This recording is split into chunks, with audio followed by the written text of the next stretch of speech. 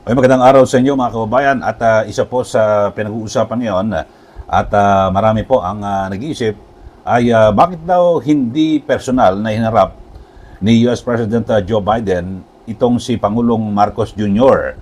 na ngayon ay dyan po sa Amerika at dumadalo dito po sa APEC Summit.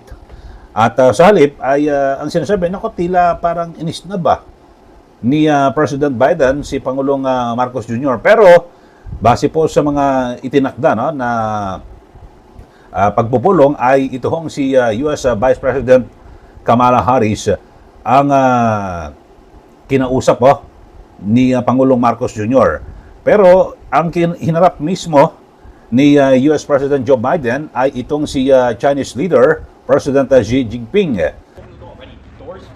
Ready. Pop. Ready.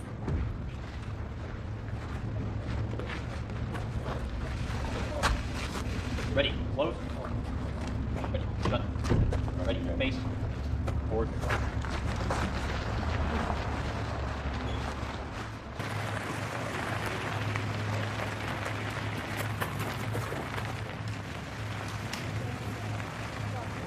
President Biden, what's your message? What's your message to China today?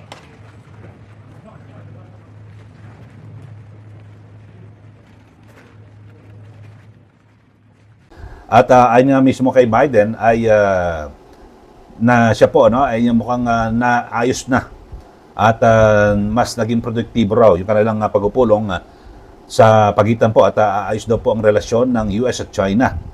So yun inaasahan na mas bubuti raw po ang relasyon ng Estados Unidos at ng China. So yun po at ang sinasabi ni Biden sa kanilang matapos ang pakipag-usap kay President Xi ng bansang China ay sila raw po ay pag mayroong problema, hindi pagkakaunawaan, ay agad na mag-uusap daw po sa telepono. Yun po. Yun nga mga kababayan at yun nga nakausap nga ni President Biden itong si Xi. Bagamat kinukonsidera pa rin ni President Biden itong si Xi na umano'y isa pong diktador. Ayan, matapos mag-usap ay may sinabi kagad na masama, mga kababayan. Pero ang mga tanong, bakit hindi si Biden ang mismong kinausap ni Pangulong Marcos Jr.? Pero ang naitakda ho ata ay itong Vice Presidente ng Estados Unidos, si VP Kamala Harris. At dito ay muling ni-reaffirm, muling binigyan diin yung tibay at talagang higpit daw po ng alyansa sa pagitan ng Pilipinas at ng Estados Unidos. Pero parang dito kung ang hinarap ni President Biden itong si Xi, lumilitaw ayon po sa mga mga tagamasid, parang inistab naman ni Biden si Marcos Jr. Samantalang halos talagang magpakatuta. Di umano yan ang sinasabi ang Pilipinas sa Estados Unidos na may kinalaman dito sa agawan sa South China Sea o West Philippine Sea, mga kababayan. Pero dito po siyempre sa meeting kasi may mga sideline ho dyan na mga pagpupulong sa Asia Pacific Economic Cooperation o APEC. Itong si Marcos Jr. at US VP Kamala Harris, okay daw ho at talagang magkatuwang at mas magiging mahigpit daw po ang pagtutulungan. Ang sinasabi, shoulder to shoulder in defending the Philippines sovereign rights and jurisdiction in the South China Sea. Yan po ang binabanggit ni US VP Kamala Harris. At siyempre ito ay may kinalaman pa rin sa, sabi ko, yung defense commitment ng US sa Pilipinas, mga kababayan, sa ilalim po ng US-Philippines Mutual Defense Treaty. Pero alam niyo nakakakabaho rito, mga kababayan, dahil sa, di ba, talagang lumilitaw na pabor ang Pilipinas dito po sa Estados Unidos. Alam niyo ba yung nangyari sa Ukraine? Hanggang ngayon, di pa na-approve yung budget diyan po sa US Congress at ang dami na nangamatay doon sa Ukraine. Ang dami-dami na na mga, di ba, dire-diretso po ang giyera doon At sumiklab din, di ba, yung giyera sa Israel. Pero sa Israel, yun talagang bata nila yan. At Kaya lang, hindi lang ho natupad. Hindi ho nila ginusto, inaprumahan yung original na panukala na budget. Mas binababaan. Pero dito sa Ukraine, mga kababayan, di ba, ang sinasabi, kanilang kaalyado. Ito pong Ukraine, pero tila napababayaan, napakatagal na ang panahon, yung patuloy ang gera, pero hindi pa ho na-approve yung budget. Mga kababayan. Kaya dito ho, siyempre, kung tayo ho, magmamasid, ano kaya gagawin kung sakasakali na magkaroon po ng gulo diyan po sa South China Sea, mga kababayan? At may sinasabi nga yung Marcos Sr.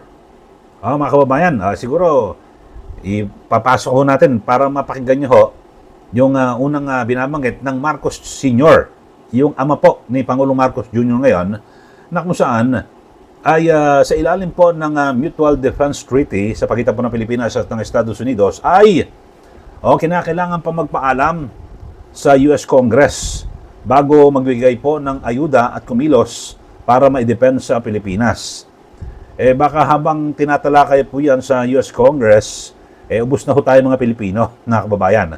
Ito, pakinggan ho natin yung binabanggit ni Marcos Sr. patungkol po dito sa Mutual Defense Treaty, mga kababayan. The United States is not necessarily bound to immediately react because the provision of the Mutual Defense Pact is that you will immediately take steps as is necessary to meet the contingency in accordance with your constitutional processes. What does that mean? That means that you go to the Senate and the House of Representatives. What does that mean? That means delay while we are dying there. At samantala ay balikan natin ito hong ginawang pakikipagpulong ni US President Biden dito ho kay Chinese President Xi Jinping. Mga kababayan, at ang sinasabi yung kanilang yung relasyon daw, ito may kinalaman po ito sa kalakalan. At ito hong para laban daw ito sa fentanyl production at yung restoring military communication. While yun ho mga kababayan, talagang sana nga ho magtuloy-tuloy, pero kung magkakasundo po ang US at ang China, siguro pinakamainam lumaro rin po tayo ang Pilipinas sa China. At dahil diyan ay makikipagpulong ata si Pangulong Marcos Jr. dito rin kay President Xi Jinping para mas mapagtibay din ang relasyon at mapahupa ang tensyon diyan po sa South China Sea o West Philippine Sea, mga kababayan. Sana nga ho magkaroon po ng mabuti na ugnayan ito pong dalawang leader. Pinaka-importante ho rito, dapat maging tayo, wag ho tayong padalos-dalos at pwedeng siguro lahat ng pag-uusap pwede naman gawin sa maayos na pamamaraan, mga kababayan. At ngayon kasi matindi ho yung ginagawang pambubuli ng China sa Pilipinas, di po ba? At yung mga nangyayari dyan sa West Philippine Sea. At yung Department of Foreign Affairs nga, binabanggit ho dito po sa China na tanggalin ho yung mga illegal structures na kung saan ay naitayo sa pagitan po ng exclusive economic zone ng Pilipinas. Kasi kung tayo ang may karapatan sa lugar na yan. Dapat ho ay wag ho nilang tayuan ng mga struktura. Siguro pinakamainam na gawin, kausapin ho ni Marcos Jr. Ito pong si President Xi. At talagang sabihin na lahat, linisin ho yung mga struktura na nasa loob ho ng exclusive economic zone ng Pilipinas at para mas lalong humupa ang tensyon, mga kababayan, di po ba? So kung talagang kung talagang ang pagtingin ho ng China sa Pilipinas ay isang kaibigan, di po ba? Ayun ho. Pero sa kabilang banda, ang Pilipinas wag ho masyadong magpakakampante dito po sa Estados Unidos. Siguro ay reviewin natin yung kaganapan diyan po sa Ukraine at yung ginagawang hakbang o tulong ng US. Sinasabi ko nga sa inyo mga kababayan kinakailangan pong humingi ng permiso mula sa US Congress bago magbigay ho ng tulong, kumilos, para po ipagtanggol yung kanilang kaalyado tulad po sa Ukraine at siyempre baka mangyari dito sa Pilipinas. Sana ho, mga kababayan, abangan ho natin ang mga pangyayari at tayo ho bilang Pilipino, ayaw po natin ng giyera. Di po ba? Mag-usapan na lang ho. Pero wag naman ho tayo magpapabuli. Importante ho di ba? Wag naman, kahit na mahirap ho ang bansang Pilipinas, wag naman hong basta't parang babatok-batukan o ibubuli ng malalaking bansa tulad po ng China. Maraming salamat. Magandang araw po sa inyo. Ako po si Ka Eli.